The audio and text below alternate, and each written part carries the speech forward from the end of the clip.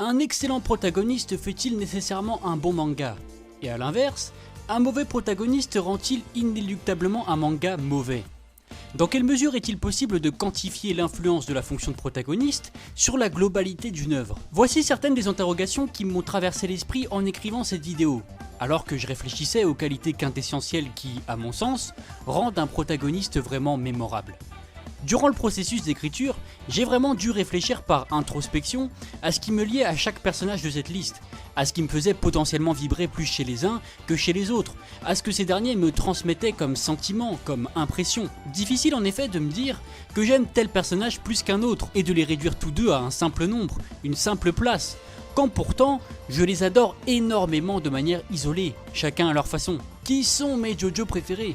Ai-je un classement ordonné et définitif de tous les JoJo? C'est ce que je vous propose de découvrir aujourd'hui.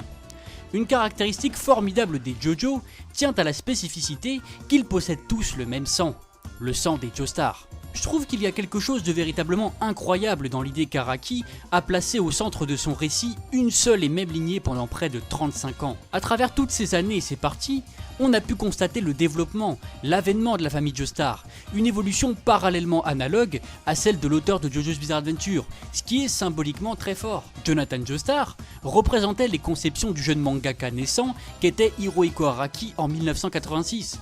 Quand Gappy assume pour lui près de 30 ans de maturation intellectuelle et artistique. Chaque JoJo a été écrit dans un contexte différent, à une époque différente, selon une grammaire différente. Et nous pouvons clairement le dire d'emblée, aucun des JoJo ne se ressemble. Ils sont tous originaux et bien différenciables les uns des autres. Et c'est à mon sens l'une des grandes victoires d'Araki, que d'avoir réussi à endiguer un éventuel sentiment de répétitivité qui aurait clairement pu s'installer vu la structure pour laquelle il a opté dans son manga. Cette vidéo n'est pas un classement de puissance, comme vous vous en doutez.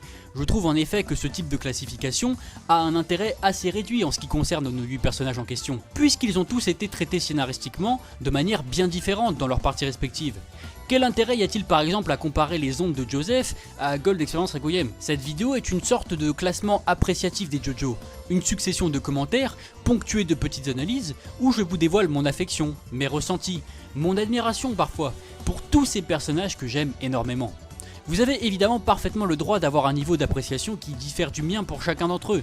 Chaque personnage nous parle à tous de manière différente, et nous ne sommes pas égaux dans la réception de ce que ces derniers peuvent nous transmettre. Toujours est-il que je vous attends dans les commentaires pour connaître vos JoJo préférés à vous, et pour quelles raisons ils le sont. Enfin, vous trouverez dans la description le timecode attitré à chaque JoJo si vous souhaitez ne pas vous faire spoiler.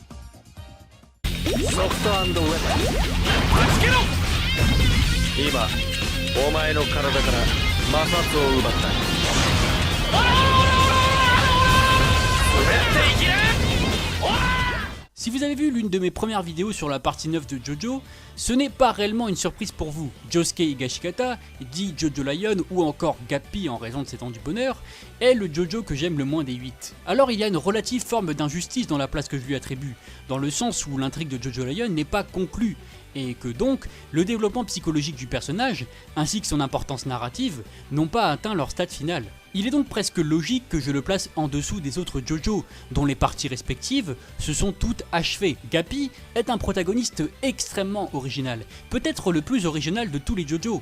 Il a une nature binaire, au sens strict. Il est le résultat d'un échange équivalent entre Kira Yoshikage et Josefumi Kujo, et est donc grossièrement la fusion de deux personnages, dont il hérite des traits caractéristiques, comme le stand de Josefumi Kujo, Soft and Wet, ou la marinière de Kira. Le plus étrange avec Gappy, c'est que j'aime beaucoup les deux ramifications originales du personnage, donc Kira et Josefumi chacun de leur côté, mais pas Gappy en lui-même. En fait c'est vraiment physique, j'aime pas du tout l'aspect esthétique du personnage et son uniforme de marin, c'est purement une question de goût là.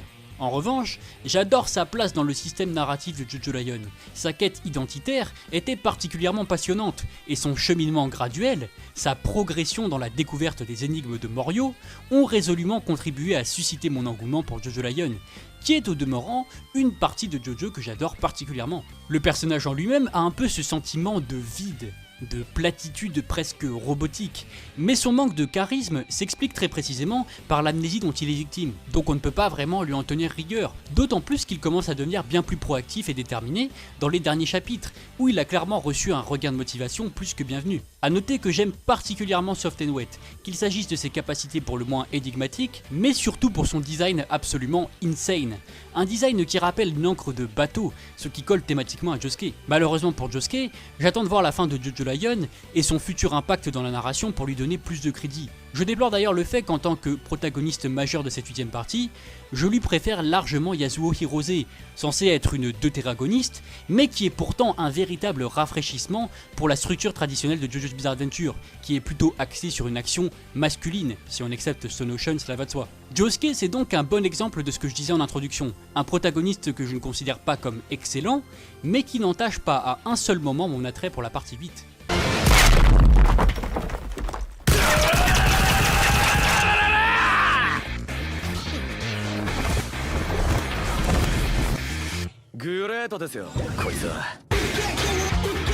À la 7ème position, nous retrouvons un autre Josuke Higashikata, celui de Diamond is Unbreakable. J'aime vraiment bien Josuke. Portrait flamboyant du délinquant contestataire japonais des années 80-90, il est un personnage dont l'apparence physique le catégorise et le stigmatise comme élément perturbateur de la société, quand en vérité, il cache un cœur d'or et une grande vertu. C'est d'ailleurs dans sa dualité et sa relation purement dichotomique avec Yoshikage Kira que Josuke prend toute sa substance en tant que héros. Kira, c'est l'emballage qui est attrayant, mais le contenu qui est pourri et perverti jusqu'à la moelle. Josuke, c'est l'exact opposé. Il est très courageux et il a hérité de cette volonté de protection innée chez les Joestars, mais aussi chez son grand-père maternel. C'est d'ailleurs ce trait de caractère que j'admire le plus chez lui. Josuke est un personnage entier, authentique, et je comprends pourquoi Araki l'a qualifié comme étant, je cite, un ami, parce que c'est vraiment un sentiment d'amitié qu'il renvoie. Mais paradoxalement, je considère que c'est aussi une des faiblesses du personnage. Josuke est certes le Jojo de Diamond is Unbreakable, mais je le trouve vraiment décorrélé de son rôle de protagoniste principal, et ce, à cause d'un personnage en particulier, Koichi Hirose. On sera tous d'accord pour dire que Koichi est le MVP de Diamond is Unbreakable. D'ailleurs, Jotaro lui-même le concède dans les moments pénultièmes de l'intrigue. Koichi a une courbe de développement absolument incroyable, une courbe que peu de personnages dans JoJo peuvent se targuer d'égaler. À cause de Koichi, si j'ose dire, Josuke prend progressivement un rôle de support moral et psychologique. Il devient presque le Jobro de Koichi en fait, ce qui est, j'en conviens, un aspect très intéressant du personnage, mais qui par conséquent vient un peu occulter sa dimension de protagoniste, censé être centralisateur dans l'intrigue. Si Josuke a participé de manière très active au combat final contre Kira en déjouant ses plans et en le confrontant directement, ce n'est pas lui qui a achevé le tueur en série de Moryu, mais bien Jotaro avec l'assistance de Koichi et de l'ambulance, ce qui est un comble quand même. Après, tuer Kira n'aurait clairement pas été adéquat avec la philosophie de Josuke, qui, dans sa logique de vertu vis-à-vis des meurtriers comme Angelo ou Kira, ne se résoudra jamais au meurtre. Josuke, c'est une forte inspiration, un pilier structural du groupe de Moryu, un jeune homme bon qui abreuve spirituellement ses compagnons. J'aime d'ailleurs énormément sa relation avec son père Joseph, une relation assez conflictuelle de base, ce qui est compréhensible, mais qui évolue pour le mieux à la fin de Diamond is Unbreakable. Josuke aura aussi le mérite d'avoir débuté la graduelle transition esthétique de JoJo, qui passe de personnages athlétiques et massifs à des physiques des faibles plus efféminés, même si Josuke demeure très sportif, comme on a pu le constater à plusieurs reprises.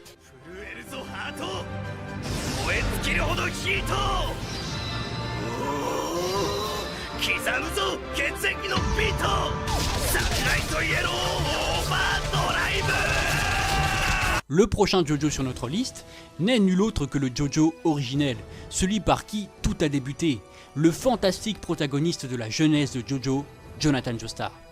Jonathan Joestar, c'est la quintessence du protagoniste de shonen, mais pas que. JoJo est bon, vertueux, protecteur, honorable, imposant, charismatique, il a toutes les qualités d'un héros dans l'acception la plus commune que nous avons du terme. Alors certes, Jonathan ne se démarquera pas à notre époque contemporaine comme le protagoniste le plus original qui existe, puisqu'il répond à des codes qui sont aujourd'hui bien rodés dans le monde du manga. Mais comment ne pas adhérer à ce personnage qui représente ce que l'humanité a de plus beau à offrir? Jonathan, c'est le centre névralgique de JoJo's Bizarre Adventure. Jonathan, c'est la force du sang et des ancêtres. Jonathan, c'est l'antithèse la plus potente de tout JoJo's Bizarre Adventure à Dio. Et Dio, qu'on le veuille ou non, qu'on l'aime ou pas, est le personnage autour duquel tout JoJo est fondamentalement articulé. On pourra arguer que Jonathan est un personnage que l'on n'a connu que pour une poignée d'épisodes. On pourra dire que le spectateur n'a pas le temps de véritablement s'attacher à lui, comparativement aux autres JoJo. Eh bien, je ne suis pas vraiment d'accord avec ce postulat, même si je peux relativement le comprendre. Nous avons assisté à toute la vie de Jonathan Joestar, de sa jeunesse avec Dio, où s'est structurée leur rivalité corrosive, jusqu'à son mariage avec Erina et son sacrifice final. On a suivi Jonathan durant toute son existence. On l'a vu rire, pleurer, perdre son chien, vivre ses premiers amours avec Erina, combattre Dio et les forces du mal, et perdre une vie qui fut malheureusement des plus éphémères, aux mains du grand méchant de JoJo's Bizarre Adventure. Personnellement, cela m'a suffi à beaucoup m'attacher au personnage, et je ne tarirai pas d'éloges à son sujet, d'autant plus qu'à travers lui, Araki a pris des risques éditoriaux inconsidérés pour son manga. Dans Manga in Theory and Practice, l'auteur nippon a avoué que faire d'un étranger le personnage principal d'un manga à l'époque de la publication de JoJo représentait un énorme risque pour sa carrière, puisque la coutume éditoriale désirait majoritairement des personnages principaux japonais et rien d'autre. Jonathan Joestar m'aura profondément marqué à bien des niveaux. Si j'avais énormément de peine et d'empathie pour la presque victime qu'il était en sa jeunesse, pauvre martyr de Dio, sa puissance et sa volonté, son physique massif, son amour pour son père George, Danny et Erina, son intellect supérieur, son amitié avec Speedwagon et Zeppeli sont autant d'aspects qui ont su transcender tout hypothétique sentiment négatif que j'aurais pu avoir à son égard. Et il est devenu, le temps d'un bref chapitre de JoJo, un vrai modèle d'inspiration pour moi.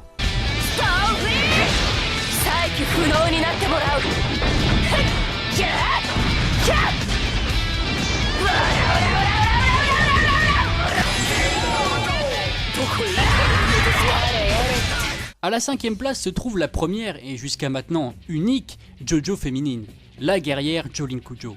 J'ai vraiment une histoire particulière avec Jolene. À ma première lecture de Stone Ocean, je n'avais qu'un attrait réduit pour ce personnage, la voyant comme une pseudo Jotaro féminine. À côté de ça, j'étais tellement intéressé par d'autres personnages comme Enrico Pucci ou le Dio de la partie 6 que je n'avais pas pris la peine de chercher à analyser plus profondément Jolene. Et ce fut une erreur que j'ai fort heureusement corrigée plus tard. Jolene est un personnage véritablement attachant. Elle tire sur la corde du pathos à plusieurs niveaux.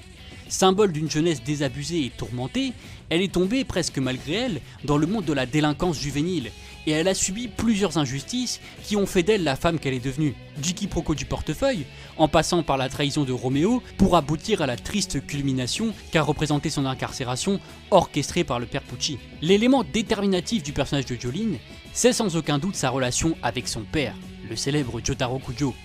Jolene a une double fonction dans Stone Ocean. Elle est d'abord une brillante protagoniste, puissante, combative, déterminée et envoûtante. Elle est toujours décisive dans ce qu'elle entreprend. Elle sert parfaitement l'intrigue et n'est jamais en retrait. Elle ne se fond pas dans la masse d'un groupe de héros comparé au Josuke de la partie 4 par exemple. Mais elle a aussi une fonction symbolique moins explicite. Le personnage de Jolene tend à désacraliser Jotaro, qui passe d'un héros véritablement mythique à une figure paternelle controversée et ambivalente. Sa relation avec son père est plus que conflictuelle. Jolene a clairement manqué d'une figure paternelle, et par la délinquance et ses exactions, elle a cherché à attirer l'attention de ce dernier, constamment absent, parti défendre le monde. Je me rappelle particulièrement la tristesse de cette scène où Jolene au commissariat espère en vain la visite de son père, qui ne sera malheureusement jamais venu à sa rescousse ce jour-là. Jolene n'est pas le premier personnage de JoJo pour qui la figure du père est centrale, mais elle a finalement réussi à résoudre cette problématique qui est redondante dans JoJo, et sa quête d'amour paternel a commuté vers une quête de protection de son père, Jotaro. A bien des égards, la structure initiale de Stone Ocean nous rappelle celle de Stardust Crusaders, où Jotaro se lance dans la bataille contre Dio pour sauver sa mère plongée dans une sorte de transe mystique. Sauf qu'ici, les rôles sont inversés, et c'est à Jolene qu'il incombe de sauver son père. Ainsi, elle ne peut se soustraire à l'héritage des Joestar qui transcende les générations. La relation Jolene-Jotaro est vraiment un des aspects qui ont conditionné mon affection pour Jolene. Jolene a aussi magnifiquement illustré une des conceptions fondamentales de Hirohiko Araki. Pour Araki, le genre, l'orientation sexuelle ou les origines ne doivent pas astreindre un personnage à un rôle prédéfini. Et la Jolene Kujo nous a prouvé à quel point elle était forte physiquement et psychologiquement. Elle a cassé de nombreuses bouches, avec et sans Stone Free, tout comme son père avant elle.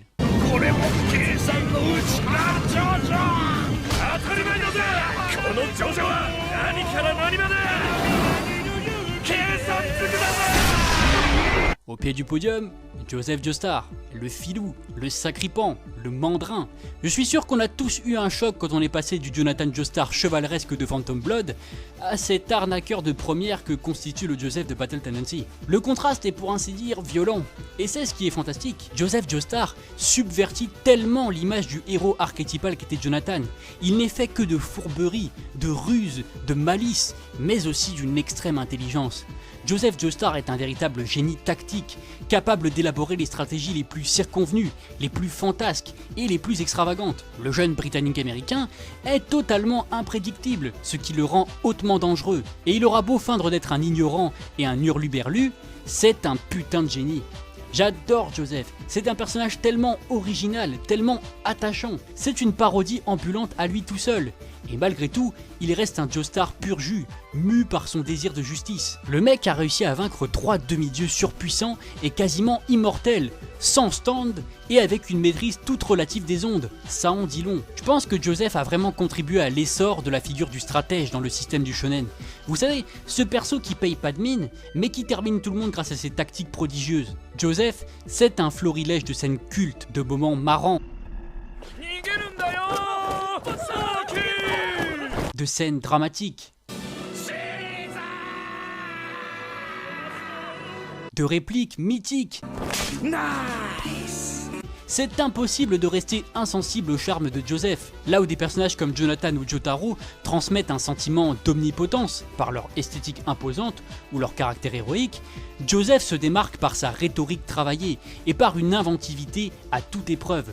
On a vraiment l'impression que quoi qu'il arrive, Joseph s'en sortira toujours.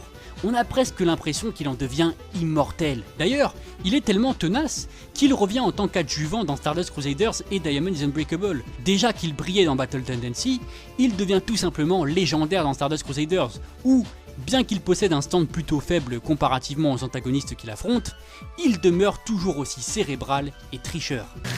Oh my god! Oh my god!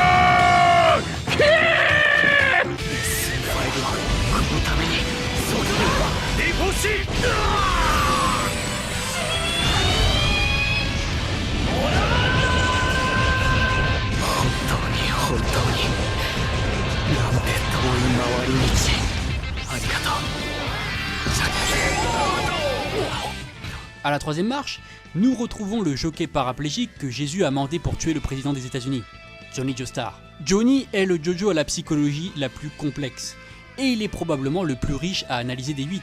C'est un fait absolument indéniable. J'adore Johnny Joestar. C'est pas pour rien que c'est ma photo de profil YouTube. Johnny Joestar, c'est d'abord le JoJo le plus torturé et probablement le moins héroïque. Révoqué par un père froid et distant, qui ne voyait la vie que par le prisme de son frère Nicholas, délaissé et abandonné de tous lorsqu'il perd l'usage de ses jambes et tombe dans la désuétude la plus totale, Johnny sombre dans la spirale de la dépression et se considère lui-même comme une loque humaine. Johnny est un personnage en profonde perdition morale et psychologique.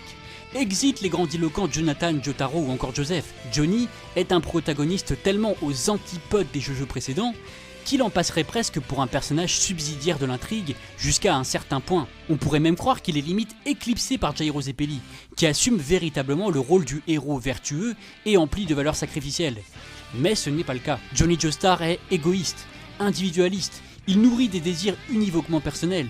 Sa volonté naît de sa détermination à revenir dans un monde qui l'a rejeté et ostracisé, à passer du négatif à zéro, pour reprendre ses propres mots. Il ne possède en rien l'abnégation et la générosité d'un Bruno Buccellati, ni l'héroïsme d'un Jotaro, ni le courage d'un Josuke, ou le désir de justice d'un Jonathan. Johnny est un protagoniste profondément humain, marqué psychologiquement, avec plus de faiblesse que de force, imprégné de la volonté de se recréer son propre bonheur et d'être respecté en tant qu'être humain. Et voilà pourquoi je suradore Johnny Joestar. Johnny permet au lecteur de se confronter au réalisme troublant de l'humanité, un monde où les héros se font rares et où la bonté est une qualité presque illusoire. Jusqu'à la fin de Steel Ball Run, Johnny ne jurera que par le credo qu'il s'est fixé, celui de retrouver une place au sein de la société et de regagner le respect de ses pairs. Parvenir à une sorte de renaissance métaphorique grâce au cadavre saint. Ce qui nous rappelle beaucoup le mouvement Born Again, très présent dans la culture chrétienne américaine, et il est prêt à tout pour ça. En témoigne son regard caractéristique, brûlant d'intensité, qui interpelle un Jairo qui n'est pas très serein. Et ce qui est formidable, c'est que Johnny Joestar se rapproche énormément d'un autre personnage de Steel Ball Run, Diego Brando.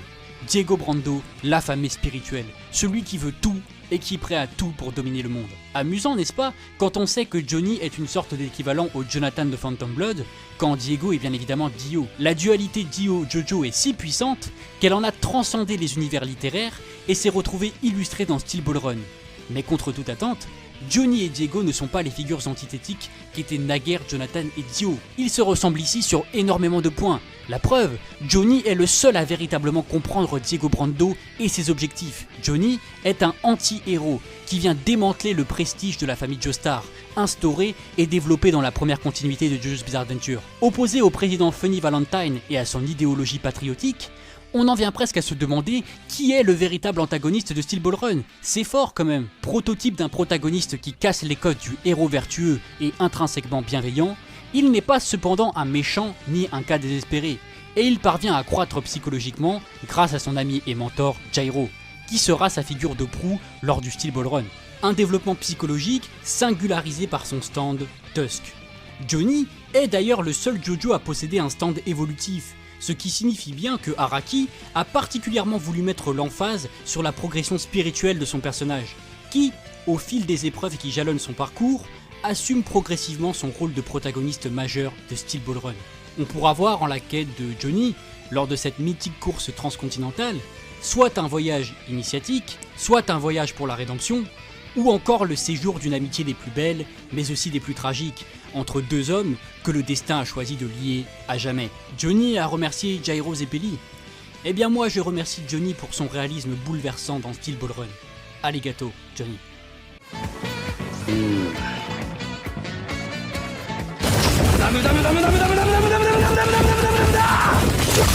ゆっくりと味わいな日光浴をたったそれ一つだけだお前の行くべき道は La deuxième position est occupée par le seul et unique Jojo Doré, ou plutôt Jojo, Giorno Giovanna. J'ai déjà beaucoup parlé de Giorno sur cette chaîne, et je pense que ce n'est une surprise pour personne qu'il soit aussi haut dans le classement. Giorno est une véritable figure christique, un être cosmique qui galvanise tous ceux qu'il croise, un individu qui fait des miracles presque comparables à ceux du Christ. De tous les Jojo, je pense qu'il est celui qui possède l'aura la plus lyrique et la plus mystique.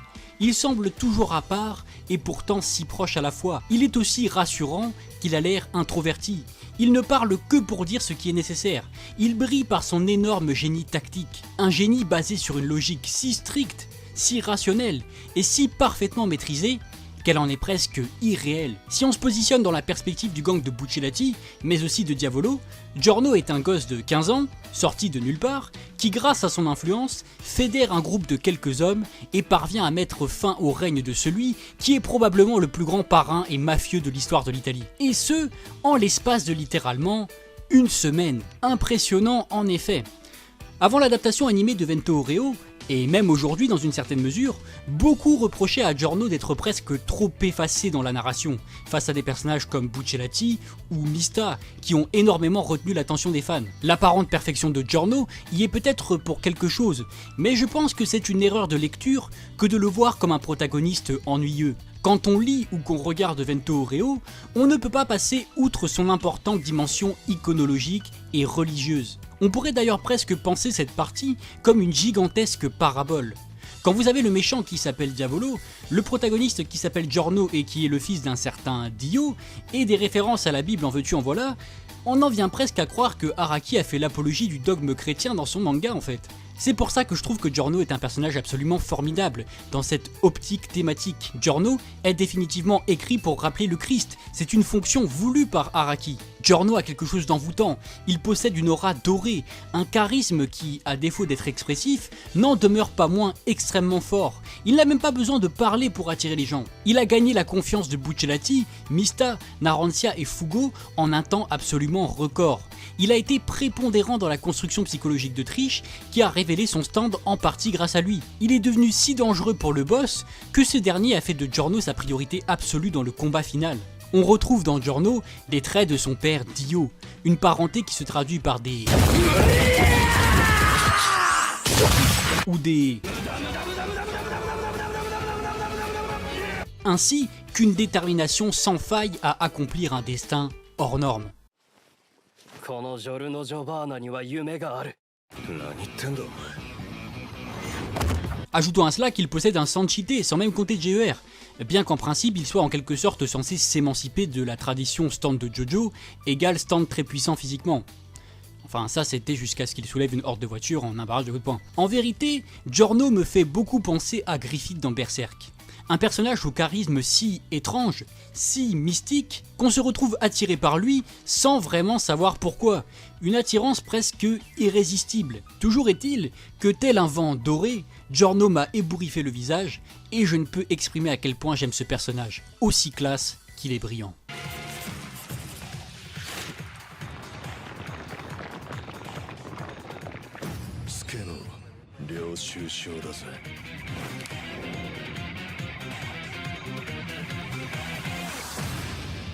Et oui, vous l'aurez compris, le Jojo qui trône au sommet de cette liste n'est nul autre que le Jojo le plus iconique de toute la saga, le légendaire Jotaro Kujo. Jotaro, c'est le symbole de Jojo, c'est la pierre angulaire de l'œuvre d'Araki. Quand je pense Jojo, je pense immédiatement à Jotaro.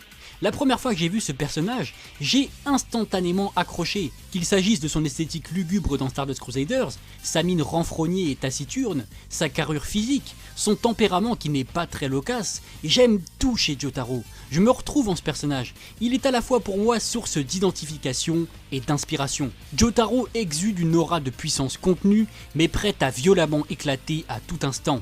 Un charisme lourd qui instaure une véritable tension dès qu'il apparaît dans le manga ou à l'écran. Malgré son aspect extérieur dur mais séduisant, Jotaro est un homme profondément vertueux et juste, qui aspire au bien et à la protection des âmes innocentes, ce qui se constate dès les premiers chapitres du manga, lorsqu'il choisit de se faire incarcérer volontairement pour ne pas blesser les gens, ou lorsqu'il ne supporte pas le caractère vil d'un Kakyoin possédé qui s'attaque à l'infirmière de l'école. De prime abord, une personne non initiée à Jojo pourrait penser Jotaro comme un énième protagoniste de shonen pas très cérébral et qui se démarque plus par sa volonté et par ses prouesses au combat qu'autre chose. Mais il n'en est rien. Jotaro possède un intellect supérieur et fait preuve d'un pragmatisme tactique à toute épreuve, adjoint à son immense érudition, puisqu'il devient un docteur émérite en biologie marine. Calme, posé, réfléchi, il évalue parfaitement les modalités de ses confrontations et parvient toujours à prendre l'ascendant sur son adversaire. Il est un homme qui favorise l'action à la parole. Il ne se perd pas en palabres et autres tirades. Il agit au mieux et c'est tout. Jotaro, c'est aussi un personnage que l'on a vu vieillir et évoluer. Il passe de protagoniste central dans Stardust Crusaders à adjuvant et protagoniste mineur dans Diamond is Unbreakable, avant de devenir père de famille dans Stone Ocean. Sa relation conflictuelle avec sa fille donne une dimension et une profondeur insoupçonnées au personnage. Jolyne est en constante dissension avec son père, pour attirer son attention et pour chercher l'amour paternel de cet homme qui parvient difficilement à exprimer son affection pour ceux qu'il aime. Et pourtant, sa famille, ses proches, ses compagnons, il les aime véritablement. C'est d'ailleurs pour ça qu'il est si souvent absent. Il veut structurer un monde meilleur, un monde empli d'espoir. Tel est d'ailleurs le symbole de son stand, placé sous l'arcane de l'étoile, Star Platinum. Et dans sa logique de protection, il fait en sorte d'avoir le moins de contact possible avec sa famille pour ne pas les impliquer moralement et physiquement dans sa lutte éternelle contre les forces du mal. Jotaro a sacrifié une chance de vaincre Enrico Pucci et Made in Heaven dans le but de sauver sa fille coûte que coûte. Lui qui pourtant connaissait les implications d'un tel choix pour l'avenir de l'humanité, n'a tout simplement pas pu se résoudre à voir périr sa fille d'une mort atroce sous ses yeux. Cela en dit long sur la beauté de cet homme étoilé, n'est-ce pas? Le personnage de Jotaro centralise vraiment la narration, mais aussi l'attention du spectateur. C'est littéralement impossible de passer à côté de lui. Et pour moi, il est ce qui se rapproche le plus du protagoniste quintessentiel.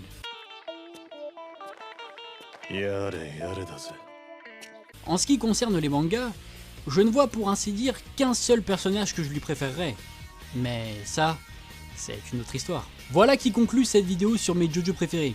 J'ai opté pour une méthodologie de classement plutôt subjective, comme vous avez pu le constater. Je n'avais donc pas de paramètres très spécifiques, et je me suis abandonné au gré de ma plume pour cette vidéo que je voulais plus personnelle, plus organique, car je considère que les JoJo, on doit les vivre, les ressentir, s'en imprégner. Je les aime tous à leur manière, et j'ai un profond attachement pour eux, bien qu'ils ne soient jamais que des personnages de fiction. J'espère que cette vidéo vous aura plu. Si c'est le cas, n'hésitez pas à vous abonner et tutti quanti. Quant à moi, je vous retrouve pour de prochaines vidéos. Portez-vous bien et arrivederci.